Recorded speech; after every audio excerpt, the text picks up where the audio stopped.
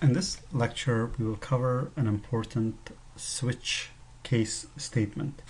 And while doing so, we will also introduce you to a couple of interesting ideas about taking input from the end user using a input dialog box. In addition, rather than using multiple if-else case statements, the switch case statement is the ideal way to go if you have to make a selection among various choices. So in this example, we have a very simple request from our users. What we do is we prompt them using the prompt keyword a string which asks them what is their favorite food, and for them to type their favorite food here. And while doing that, what we do is we take the input from the end user, which is stored in the food variable from the prompt terminal, and we input that food variable in the switch statement, which makes a choice by doing a compare of the food variable with the various choices that we have selected. So we have burger, and we have made some interesting comments based on the choice of the user.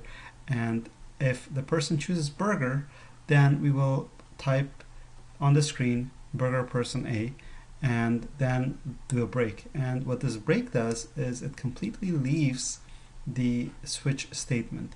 Now, if the person chooses Chinese, we make another statement on the screen, and so on. So we can actually use these options to go and make choices. In addition to that, if none of the choices are available, what we do is we go ahead and add a default case statement. And in that default case statement is we simply take the input from the end user and we show that person's output and saying, I love their specified food as well. So let's try both cases and see how this specifically works. So let's say we run this example. It says, what's your favorite food? So we basically go ahead and say I like a burger. I'm going to actually use, and in the output here it says burger person A, and if I were to write Chinese food, it would say Chinese food is awesome. And if I were to pick something completely different, such as spaghetti, and we know spaghetti is not one of the options, and it says I love spaghetti too. So switch case statements do get used to make choices among various options, and once we do that, we also are able to take care of the default test cases whereby the end user may not input our ideal case statement. So